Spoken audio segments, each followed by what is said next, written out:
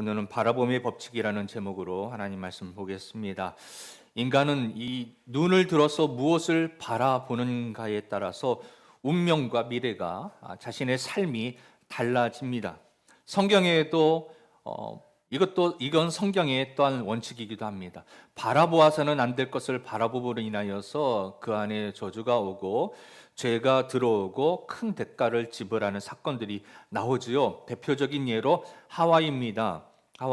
하와는 눈을 들어서 선악과를 바라보았습니다. 하나님께서 그것을 보지 말라고, 그것에 대해서 따먹지 말라고 했는데요. 이 하와는요, 무엇으로부터 그것이 시작되었습니까? 바라봄으로부터 시작되었던 것입니다. 성경은 이 상황을 이와 같이 이야기하고 있습니다. 여자가 그 나무를 본즉, 그 다음에요, 먹음직도 하고, 그 다음에 보암직도 하고, 그 다음에 지혜롭게 할 만큼 탐스럽기도 하다. 무엇으로부터 인류 최초의 그 거대한 돌이킬 수 없는 그 원죄와 범죄가 시작되었습니까? 바로 본즉입니다. 보아서는 안 될 것을 보았다는 것입니다. 그 결과 온 인류의 죄가 들어오게 되었고, 그 후손은요, 대대 후손, 타락한 그 형벌 속에서 고통 가운데 슬퍼하며 살아갈 수밖에 없게 되었습니다. 그러나 이제 우리 하나님께서 우리를 구원하기 위하여서 예수님을 이 땅에 보내셨어요. 예수님은 우리를 대신하여서 형벌을 받으시고 십자가에 높이 들리셨습니다.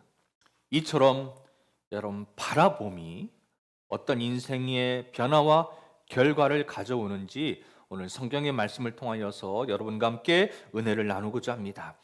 오늘 많은 사람들이 하나님의 약속을 받고서도 이 약속을 믿음으로 받지 못하여서, 믿음이 생기지 않아서, 즉 의심하여서 불안한 마음을 가지고 여전히 살고 있는 사람들이 있어요. 이런 사람에게 하나님이 그 믿음을 가질 수 있도록 하는 방법이 있습니다. 바로 바라봄의 법칙입니다. 바라보라. 하나님을 바라보라. 예수를 바라보라. 주를 바라보라. 오늘 말씀대로 여러분, 하나님께서 아브라함에게 말씀하셨어요.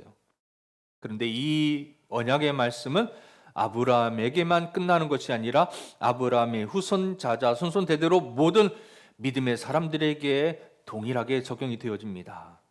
자, 아브라함의 손자인 야곱에게도 동일하게 이 말씀이 적용되어져요. 먼저 아브라함에게는 동서남북을 바라보라. 바라보는 것을 하나님께서 너에게 주겠다라고 말씀하셨는데요. 이것은 야곱도 동일하게 적용됩니다.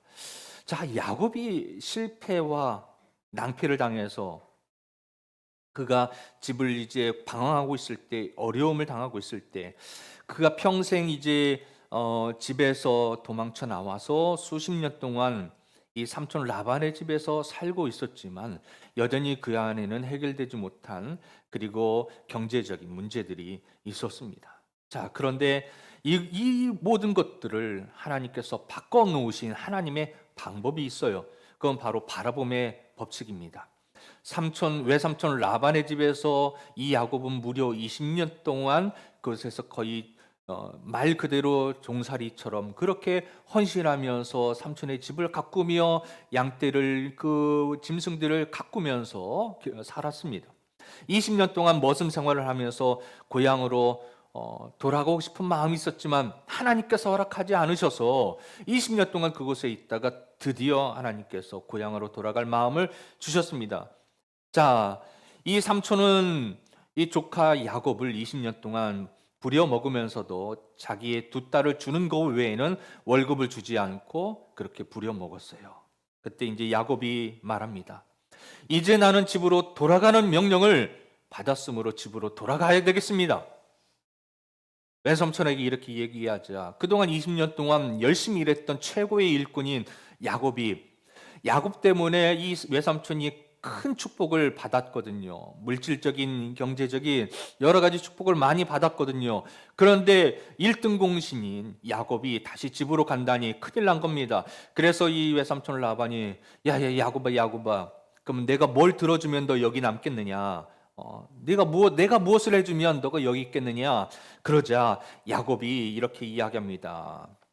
외삼촌, 내가 돌보는 짐승떼 중에서 순수한 것, 순수한 색깔은 저에게 주시고 저희 여기 남겨놓고 얼룩이 있는 것은 외삼촌이 가져가십시오. 그리고 이 제가 가지고 있는 순수한 이 색깔의 짐승들 중에 그들이 낳은 새끼가 혹시 얼룩이가 태어나면 그것을 저에게 주십시오. 순수한 게 태어나면 삼촌의 것입니다. 자, 외삼촌 라반이 이렇게 머리가 싹싹싹 돌아가죠. 계산이 막 되죠. 야, 이 야곱 IQ가 형편없구나. 야, 생각해 봐라. 얼룩이도 아니고 순수한 이 짐승이 새끼를 낳는데 얼룩이를 낳을 확률이 얼마나 되겠니? 그러면서 좋아. 그럼 그렇게 하자라고 했습니다. 그래 좋다. 그렇게 하자. 그리고 이 얼룩이들을 외삼촌이 다 며칠을 걸리면서 다 자기의 초장으로 옮기게 되어집니다. 그리고 야곱에게는요 순수한 짐승만이 남게 되어지죠. 그때 하나님의 바라봄의 법칙이 야곱에게 임합니다. 자, 우리말 성경 창세기 30장 37절에서 43절에 이렇게 나오고 있습니다. 좀 길지만 제가 읽어드릴게요. 야곱은 미루나무와 살구나무와 플라타너스 나무의 싱싱한 가지들을 꺾어다가 껍질을 벗겨 나무가지의 하얀 속살이 보이도록 흰 줄무늬를 만들었습니다. 야곱은 그 껍질 벗긴 나무가지들을 가축대가 물을 먹으러 올 때 볼 수 있도록 개천의 물 구유 속에 세워두었습니다. 가축대가 물을 먹으러 왔다가 새끼를 베게 했는데 그 나뭇가지 앞에서 새끼를 베면 가축대는 줄무늬나 얼룩무늬나 점이 있는 새끼를 낳았습니다. 야곱은 새끼들을 따로 떼어놓고 줄무늬가 있거나 검은 것들을 라반의 가축대와 떼어 놓았습니다. 이렇게 야곱은 자기 가축대를 라반의 가축대와 섞이지 않게 따로 두었습니다. 야곱은 튼튼한 가축들이 새끼를 뵐 때에는 그 나뭇가지들을 그 가축들이 보도로 개천의 물구유 속에 두고 그 앞에서 새끼를 베도록 했습니다. 그러나 약한 가축들이면 그 나뭇가지를 앞에 두지 않았습니다. 그렇게 해서 약한 것들은 라반의 것이 되고 튼튼한 것은 야곱의 것이 되었습니다. 이런 식으로 해서 야곱은 점점 번창하게 되었습니다. 많은 가축대뿐만 아니라 남종들과 여종들과 낙타들과 나귀들을 많이 갖게 되었습니다. 여러분, 한 푼 없는 마누라 외에는 아무것도 없었던 이 야곱이요, 하나님의 바라봄의 법칙에 따라서 이 짐승들을 다스리면서 먹이며 기르면서 이 바라봄의 법칙에 따라 했더니 하나님의 능력과 하나님의 권세로 그가 큰 부자가 되었다라는 것입니다. 그런 순수한 색깔의 짐승을 기르면서도 그들을 풀을 먹이고 난 다음에 나중에는 물가에서 물을 마시게 했어요. 그때 어떻게 했습니까? 새끼를 가질 때 살구나무, 신풍나무, 버드나무, 플라타너스 나무라고 하는 이 껍질들을 벗겨가지고 얼룩얼룩하게 만들어서 보게 했던 거예요. 앞에 마치 병풍처럼 세워놓고 짐승들이 그곳에서 새끼를 베도록 한 것입니다. 얼룩무늬를 바라보고 있는 동안에 그 앞에서 새끼를 벤 짐승들마다 그 새끼가 얼룩얼룩한 새끼를 낳는 겁니다. 여러분, 유전 법칙으로는 사실은 생명과학으로는 너무 황당하고 말도 안 되는 그런 이야기죠. 그러나 하나님께서 말씀하셨고 그것을 순종했더니 그 법칙이, 하나님의 법칙이 그대로 임하게 된 것입니다. 여러분, 지금도 우리가 이해할 수 없는 일들이 일어나고 있습니다. 인간의 상식으로는 그것을 설명할 수 없는 일들이 여전히 하나님께서 행하고 계십니다. 물론 우리가 일상의 상식을 벗어나고 과학을 벗어나고 일상의 법칙들을 벗어나서 무조건 기적을 바라는 이상한 논리를, 그런 것을 여러분에게 말씀하시는 것이 아닙니다. 하나님은 그 말씀 앞에 순종하고 하나님의 법칙을 믿고 의지하는 것을 우리에게 요구하고 계시는 겁니다. 일로 인해서 여러분, 삼촌이 외삼촌이 가슴을 치죠.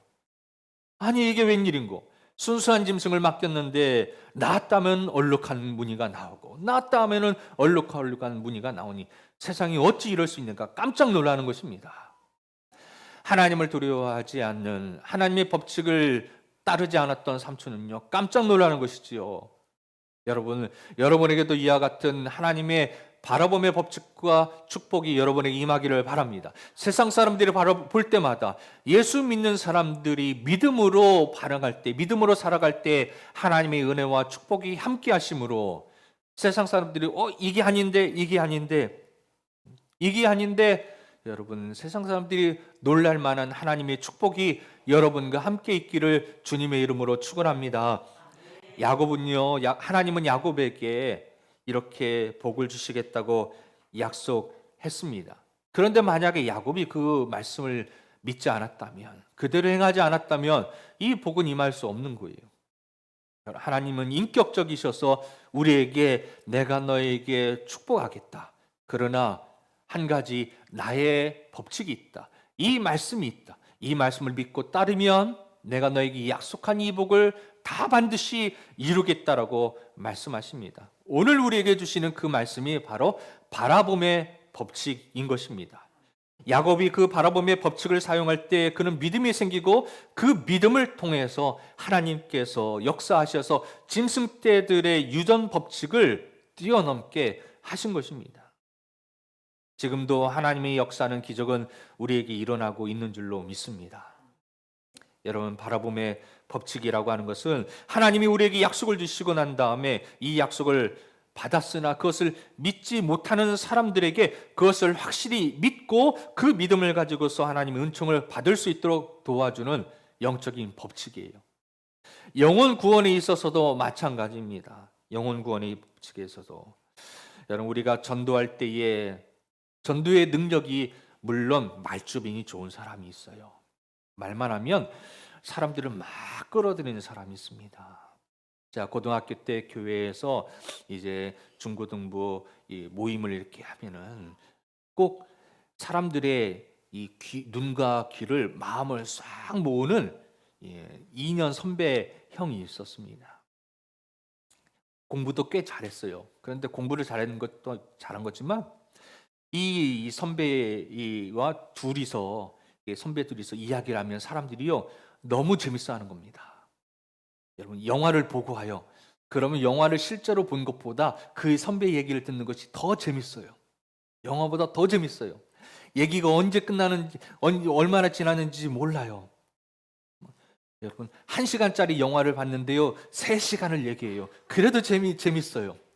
그렇게 말이 언변이 훌륭한 그런 선배가 있었어요. 여러분, 그 선배도 이제 믿음이 좋아서 지금은 좋은 또 기도하면서 좋은 곳에 또 취직하고 또 하나님의 축복으로 잘 지금 살고 있는데요. 여러분, 그런 사람도 있는가 하면 세상에 말주변이 얼마나 좋은 사람이 있습니까?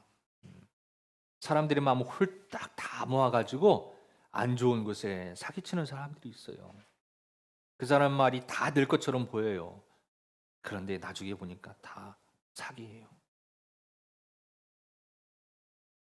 자, 여러분, 이와 같이 사람의 능력으로 영혼 구원한 것이 아닙니다.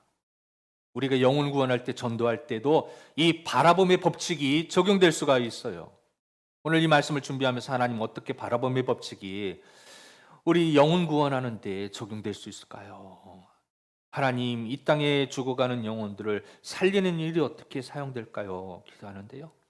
너무나 간단하더라고요. 여러분, 전도할 때에 그냥 마음만 있어서는 안 돼요. 마음만 있어서는. 어떻게 해야 됩니까? 찾아가야 되죠. 찾아간다는 것은요, 그 사람의 얼굴을 봐야 됩니다. 한 사람이라도 봐야 됩니다. 말을 하든 못하든 그 사람에게 전도를 복음을 제시하든 못하든 여러분 얼굴을 봐야 돼요. 바라보셔야 돼요. 10명을 바라보면 10명을 바라보는 것만큼 열매가 맺힙니다. 100명을 바라보면 찾아가면 100명을 찾아간 만큼 열매가 맺힙니다. 1000명을 찾아가면 1000명의 얼굴을 바라본 만큼 열매가 맺힙니다. 하나님은 심은 대로 거둔다고 말씀하셨어요. 우리가 1000명을 바라보면 그 안에서 그만큼의 열매가 나오게 되는 겁니다. 바라보지 않는데, 찾아가지 않는데, 연락하지 않는데, 관심 갖지 않는데 열매가 맺을 수가 없는 겁니다. 그거구나. 그러면서 하나님 앞에 참 부끄럽습니다. 교회가 부흥되기를 원하고 전도되기를 원하고 영혼 구원을 받기를 하는 그런 교회가 되기를 원하는데, 그런데 찾아가서 바라보지 못해요.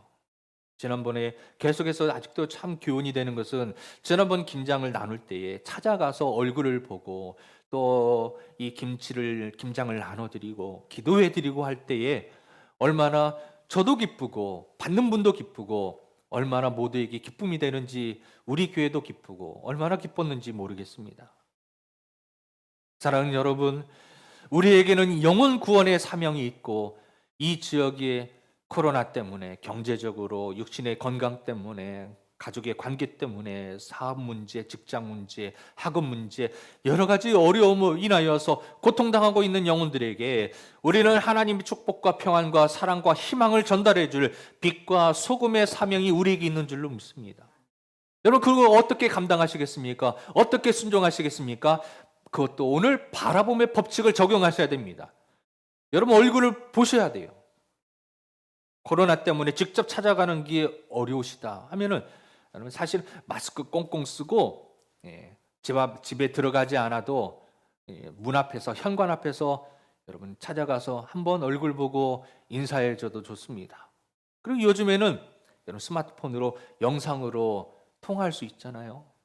영상으로 얼굴을 보면서 여러분 안부를 전하고 복음을 전하고 예수님의 사랑을 전하고 위로하고 격려하고 소망을 줄 수 있는 그런 축복의 통로가 되시는 저와 여러분 되시기를 주님의 이름으로 축원합니다. 아멘. 여러분, 이 바라봄의 법칙은 계속해서 아브라함의 후손들에게 계속해서 전달되어집니다. 이제 출애굽할 때가 되었어요. 출애굽한 이스라엘도 바라봄의 법칙이 적용되어집니다. 출애굽을 일단 했더니 그 온갖 너무나 고통스러운 바로 왕의 압제 속에서, 그 노역에서 해방되어서 너무나 신났죠. 좋았죠. 홍해 10가지 재앙이 임했고 홍해가 갈라지고 메추라 만나를 주면서 하나님께서 승리케 하셨으니 출발할 때는 너무나 좋았지만, 이제는 그것도 일주일, 2주, 한 달이 지나니 광야에서 지내는 것이 너무나 힘들었습니다. 그래서 이스라엘 백성들은 이제 광야를 보게 되는 겁니다. 기적이 일어날 때는 기적을 보면서 너무나 좋아했어요. 홍해가 갈라질 때는 그것을 보면서 너무나 기뻐했습니다. 그리고 홍해 속에 쫓아오던 애굽의 군대들이 몰살되어질 때 환호성을 지르면서 할렐루야, 주님을 찬양합니다. 그리고 모세를 칭송했습니다. 그런데 그들 앞에 이제 펼쳐진 게 뭐예요? 먼지와 풀풀풀 펼쳐지는 그런 사막이 그 앞에 보여집니다. 그러자 그들이 어때요? 불평하기 시작합니다. 원망하기 시작합니다. 그때였습니다. 하나님께서 불평하고 원망하는 그 기적을 직접 보았음에도 불구하고, 한 가지도 아니고 10가지를 보았고, 홍해가 갈라지는 사건을 보았고, 메추라가 만나가 날마다 떨어지는 그 기적을 보았음에도 불구하고, 여전히 하나님께서 지켜보호하고 계신다는 것을 날마다 그들에게 알려주심에도 불구하고 그들의 눈에 보이는 것은 광야뿐이었어요. 그것 때문에 불평하고 원망하는 그들에게 하나님께서 진노하셨습니다. 그들을 향하여서 진노하셔서 광야에서 불뱀을 보내셔서 불뱀에 물리게 했습니다. 사람들은 불뱀을 피해서 이리저리 사방팔방으로 이리 뛰고 저리 뛰고 도망 다녔지만 다 불뱀에 물리고 말았습니다. 불뱀에 물린 사람마다 그 독이 올라서 죽게 되었어요. 백성들이 원망합니다. 백성들이 모세에게 달려와서 통곡하고 회개합니다. 모세여, 우리가 잘못했습니다. 제발 우리 하나님께 기도해서 이 불뱀을 물리쳐 주십시오라고, 하나님께 기도해서 하나님께서 이 불뱀을 사라지게 해달라고 기도해달라고 모세에게 부탁을 합니다. 모세가 이제 하나님께 간절히 기도합니다. 민수기 21장 8절입니다. 여호와께서 모세에게 이르시되 불뱀을 만들어 장대 위에 달라 물린 자마다 그것을 보면 살리라. 모세가 룻뱀을 만들어 장대 위에 다니 뱀에 물린 자마다 룻뱀을 쳐다본 즉 살더라. 아멘. 여러분, 이때도 하나님께서 하셨던 방법이 뭐예요? 바라봄의 법칙입니다. 다른 게 아니에요. 장대에 높이 들린 룻뱀을 바라보는 자마다 살리라. 다른 게 아닙니다. 바라보면 사는 겁니다. 예수를 바라보면 사는 겁니다. 땅을 바라보면 죽습니다. 세상을 바라보면 죽습니다. 나를 바라봐도 죽습니다. 그러나 하나님을 보고 예수를 바라보고 십자가를 바라보면 사는 줄 믿습니다. 코로나를 바라보면 코로나 때문에 죽습니다. 코로나 때문에 죽기 전에 우리의 마음이 죽어요. 우리의 생활이 죽어요. 우리의 신뢰가 죽어요. 사랑이 죽어요. 그러나 그 가운데서도 예수를 바라보면 살아날 줄로 믿습니다. 여러분, 놀라운 사실 아닙니까?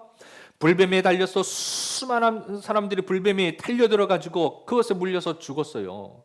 물린 자마다 독이 올라 그냥 죽어버렸습니다. 그런데 하나님께서 모세에게 말하기를 불뱀과 똑같은 놋뱀을 만들어서 장대에 높이 달아라.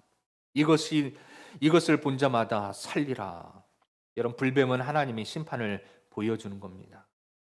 그러므로 이제 누구든지 이 불뱀에 물린 자마다, 하나님의 심판을 받은 자마다 고개를 들어서 하나님의 진노 가운데 있을지라도 장대에 달린 롯뱀을 바라보는 자는 살 수 있는 것처럼, 여러분, 우리가 죄로 인하여서 여러 가지 문제로 인하여서 하나님의 징계 가운데, 환난 가운데, 어려움 가운데 광야를 걷고 있다고 생각할지라도 하나님께서 우리에게 분명하게 들려주신 예수 그리스도, 십자가에서 달리신 예수를 바라보면 살 줄로 믿습니다. 이 뱀에 물렸는데 장대에 달 롯뱀을 문다고 살 수 있겠어? 그런 미신 같은 소리가 어딨어? 그런 비과학적인 소리가 어딨어? 그런 비상식적인 소리가 어딨어? 그러면서 여러분, 쳐다보지도 않은 사람, 무시했던 사람, 말씀을 기뚱해도 듣지 않은 사람들은 죽었습니다. 그러나 이 말씀에 실하나 이 한 가닥 지푸라기라도 잡는 심정으로 바라보는 자는 살아난 줄로 믿습니다. 여러분, 우리는요, 큰 믿음을 하나님께서 원하시는 것이 아닙니다. 그저 예수 그리스도 그 이름 하나 믿는 그 믿음 하나님께서 우리에게 요구하고 계시는 겁니다. 이 땅에 2000년 전에 아기 예수로 우리에게 오셔서 우리를 구원하기 위해서 말구 위에 찾아오신 아기 예수님, 그 예수님의 이름을 붙잡는 자에게 구원이 임하는 줄로 믿습니다. 그래서 이 바라보면 우리의 표적이 됩니다. 표적이라는 것은 뭐예요? 예수 그리스도께서 하나님의 아들이시라는 것을 믿도록 하기 위해서 우리에게 보여주신 하나님의 기적이라고 말씀하는 겁니다. 단순한 기적이 아니에요. 롯뱀은 그냥 그저 기적이 아닙니다. 그것은 하나님이 하나님 되심이, 하나님께서 이스라엘 백성들을 구원하시고 그들은 하나님의 백성이라는 것을 보여주시고 알려주시기 위한 하나님의 표적입니다. 여러분, 육신의 눈으로만 보아서가 보는 것이 아닙니다. 우리의 마음으로, 우리의 영으로, 영의 눈으로 하나님을 바라보셔야 됩니다. 이 바라봄의 법칙은 우리 영적인 시선에도 동일하게 적용이 되어지는 겁니다. 여러분, 지금 보면은 이렇게 추리가 반짝반짝 빛나고 있고, 이 프로젝트도 켜져 있고, 컴퓨터도 켜져 있고, 조명이 켜져 있습니다. 왜요? 전기가 들어오니까요. 여러분, 분명히 우리가 한전으로부터 한전이 전기를 만들어서 전기를 뽑아가지고 우리 앞에 이 집에 차단기까지 와서 여기 다시 전기가 옵니다. 분명 전기가 들어오지만 여러분, 전기 코드를 믿음으로 꼽지 않으면 사용할 수가 없는 겁니다. 성령의 은혜가, 하나님의 역사가, 말씀의 능력이, 기적이, 예수의 십자가의 능력이 분명히 성경 속에 분명히 증거되어 있고 우리 가운데 있지만, 우리가 이것을 믿음으로 그것을 받아들이지 않으면, 바라보지 않으면, 하나님의 그 믿음의 그 전원에, 이 능력에 우리 믿음을 코드를 꽂지 아니하면 하나님의 능력이 우리에게 나타날 수가 없는 겁니다. 아무런 쓸모가 없는, 아무리 여러분 100만 원짜리 200만 원짜리 청소기를 갖다 놓으십시오, 전기를 꽂지 않으면 할 수가 없어요. 근데 요즘 사람들은 또 목사님 무선으로 하는데요, 코드 안 꽂아도 되는데요. 아니죠. 여러분, 코드는 없어도 그 전기를 주는, 이 전원을 공급해주는 그 장치는 반드시 전기를 꽂아야 됩니다. 여러분, 세월이 변해도 뭔가 전기를 꽂아야만 그것이 무선이든 유선이든 능력을 발휘할 수가 있게 되는 겁니다. 여러분, 보이지 않아도, 여러분, 영적인 것은 무선이지요. 무언가를 눈에 보이게끔 꽂아야만 무엇이 되는 거 아닙니다. 영의 문제는, 이 성경의 법칙은, 하나님 나라의 법칙은 눈에 보이지 않아요. 그러나 눈에 보이지 않는 우리에게 능력을 공급해주는 무선 전원 공급 장치가 있는 것처럼 성령의 능력은 하나님이 영적으로, 원격으로 우리에게 능력을 주시는 줄로 믿습니다.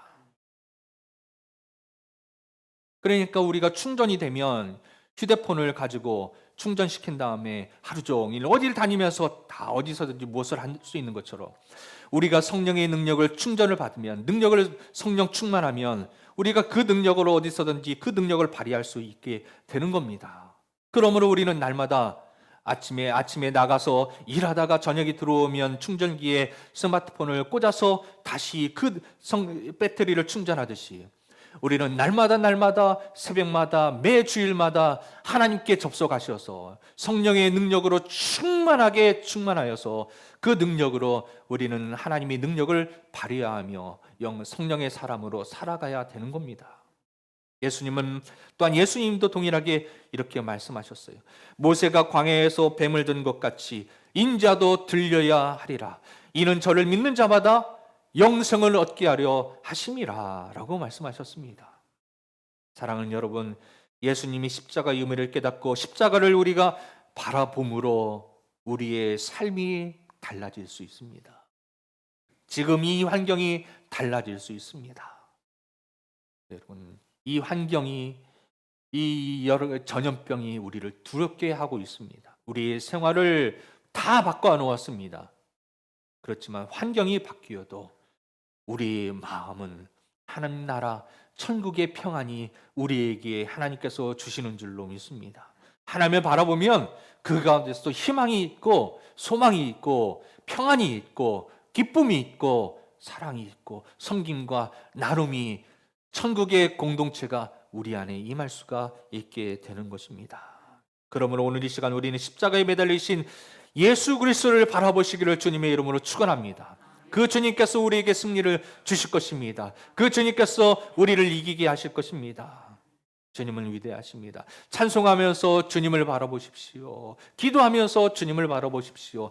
말씀을 읽으면서 주님을 바라보십시오. 바람의 법칙이 우리에게 역사하셔서 우리를 치료하시고 우리를 고치시고 우리가 영혼이 잘된 같이 범사가 잘되고 강건하여서 생명을 얻도록 풍성한 기적의 주인공이 되도록 하나님께서 저와 여러분을 이 한 주간도 축복해 주실 줄을 주님의 이름으로 축원합니다. 아멘. 기도하겠습니다.